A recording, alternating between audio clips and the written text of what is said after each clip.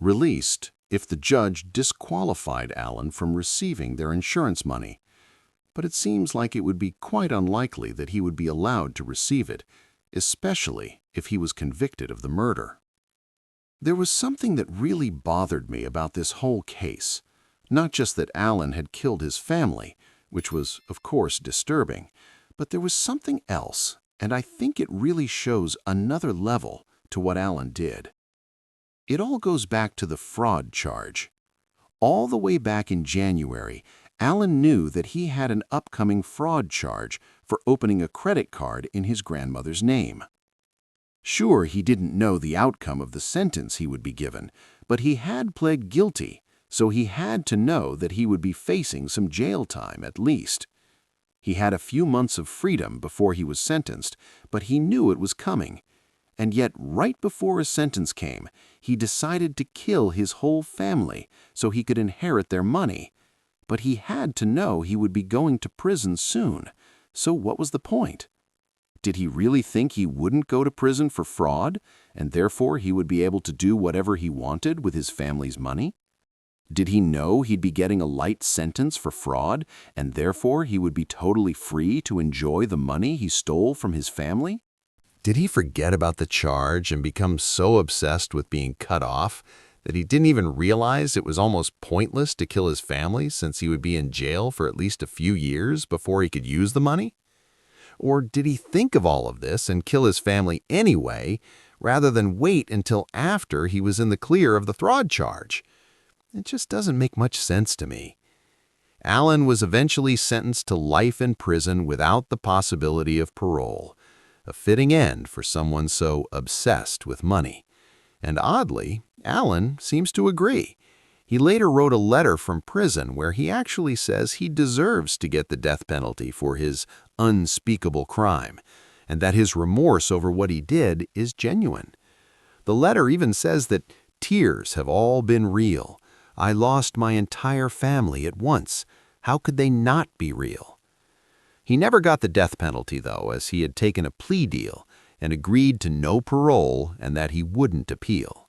Part of this letter left me wondering. Alan simply says that he didn't feel like himself that day, the day he killed his family, and I wish he would have explained more about what he meant, but I don't think we will ever know. One thing that I found so interesting about this case was that a part of the plea deal was an agreement that Alan wouldn't be able to profit from his crimes at all, that he couldn't talk to the media, and that he isn't allowed to make any book or movies about his crime. Now this, I think, is true justice that really fits his crime, as it was greed that motivated him, and now he can never get any spotlight or money for what he did. Before we get into the last picture, I must warn you that the story behind it is very disturbing, and it's the one I found the most haunting of all. In 2016, 17-year-old Russian girls Alina Orlova and her friend Ojones of Senko were students living in the city of Khabarovsk in southeastern Russia when they started adopting unwanted animals. Around this same time in the summer, people apparently also reported that stray dogs started disappearing. Maybe the two events were related, maybe not, but it seems to be a big coincidence.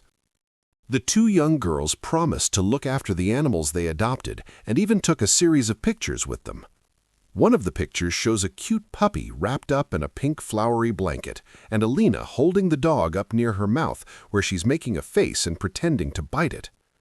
Another picture shows a different dog, a little older than the first, and one of the girls' hands making a half heart over the dog. It's the kind of cute thing someone would do if they actually cared about the animal, which this picture shows. They like creating scary looks with black and red eyeliner, exaggerated lipstick, and creepy contact lenses. But eventually they decided to take their interest in horror movies into the real world in the most gruesome way.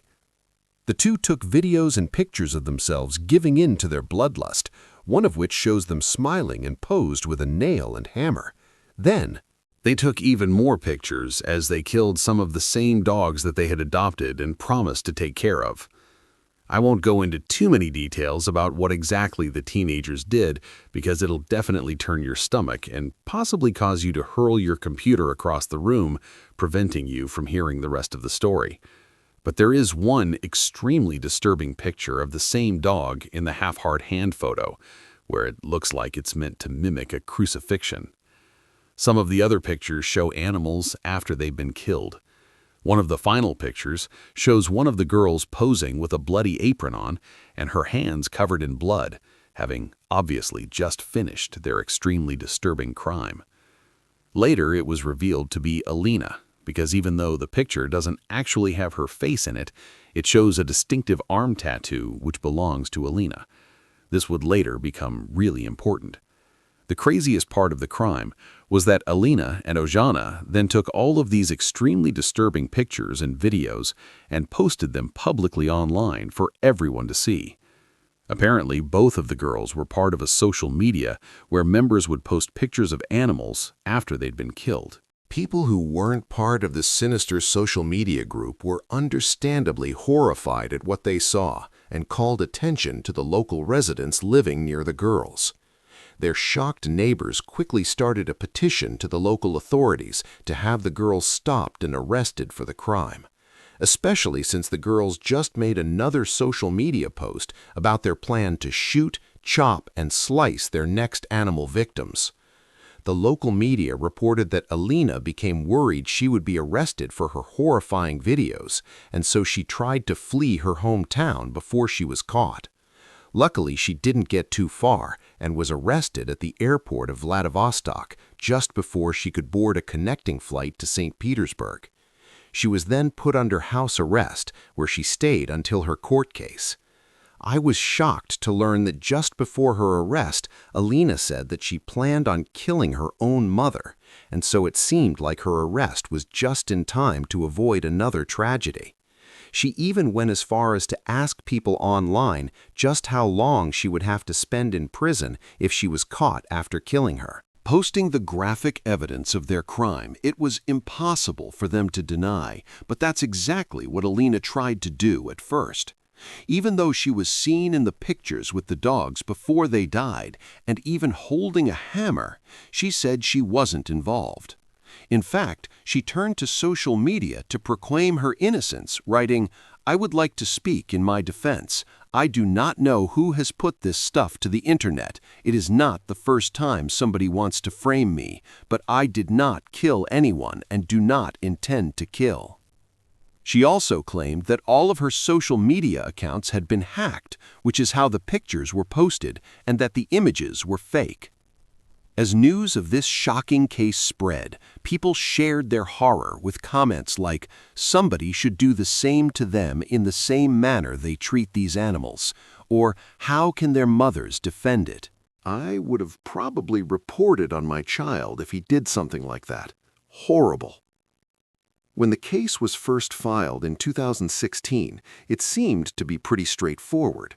But when it went to court a few years later, it became even more complicated, and this was where it gets really interesting. It has been alleged that when Alyana Sobchenko was first arrested, she apparently referred to herself as the Devil's Duchess. Part of this claim to the strange nickname was another picture that she posted. It seems like they posted everything online, but this one was especially gruesome because it showed Alyana holding the heart of a puppy that had just been killed. She captioned the picture, "It's for you, Anubis," referencing the Egyptian god of the dead. This picture was obviously just one of the many gruesome ones she posted, including others that showed her clothes with blood spread all over them. Alyana apparently told investigators that the reason her clothes were all bloody in these pictures was because she needed to be constantly covered in blood to feel warmth. Pretty strange, right? Looking at the way that the girls shared their crime publicly and also added in wild claims like this really made me think that they were doing it to be as outrageous as possible so they could get as much attention as possible. There's nothing else to gain from these crimes otherwise, no motive that makes any sense, except a level of cruelty I could never understand. Or is there? The activist thinks there's a chance the photos were meant to be sold. This would point to a different motive, though they could have had multiple motives. Maybe the girls did this horrible act for money and also to gain notoriety. The activist brought up the theory to the police for them to investigate, though she isn't sure that they did, and from what I could find, it isn't clear if this was ever anything more than speculation. Either way, it wasn't a theory that crossed my mind. As their crimes gained more and more publicity, people started to speculate that they were actually part of a satanic gang, rather than just two twisted teenagers. This theory was fueled by Eliana's claim that at least one of the dog's deaths was a sacrifice to an Egyptian god. She was seen wearing a shirt that apparently had a Satan symbol on it, which added to the speculation. Of course, the girls were charged with killing and hurting dozens of cats and dogs, but they were also charged in connection with a completely different crime entirely. They were both charged with a separate allegation of armed robbery over an incident that involved an alleged attack on a woman with a bat and a matted gun. Part of the evidence was video footage which shows Eliana bullying homeless people. Eliana was given the additional charge of insulting religious believers and inciting hatred, probably for her comments about sacrificing to an Egyptian god. In court, she was often called the ringleader of the group. Something that really struck me was how in court, Eliana always had a smile or a smirk on her face, and it made me think she didn't have any remorse and that she didn't seem to be taking the trial seriously at all. But the rest of her country was taking it very seriously. In fact, the case was investigated by the Investigative Committee, which is known in Russia for being in charge of investigating the most serious cases in the country, which shows the severity of the crime. The outrage felt by those in the girls' community was also felt across the country and resulted in protests, which could be why the case was investigated by such a high-level committee. Another piece of evidence was the discovery of what was called a pet cemetery hidden in one of the abandoned buildings, probably an old hospital in their hometown. As well, the skull of a cat was actually found at one of the girls' houses, and both their computers and phones were taken in as evidence. The amount of evidence is pretty hard to deny. In that same conversation, Eliana refers to herself as a psychopath with a need for torture. She eventually pleaded guilty to all of the crimes and was sentenced to 4 years and 3 months in a penal colony. Though penal colonies are the most common type of prison in Russia, often in remote areas, and involve some kind of compulsory work, they aren't the deadly forced labor of the infamous gulags. In comparison, Alina Orlova, who also pleaded guilty, was sentenced to 3 years and 10 days in prison and cried when she heard. This is one of those cases where a motive just doesn't make any sense to me. There's no clear gain from such cruel and senseless crimes.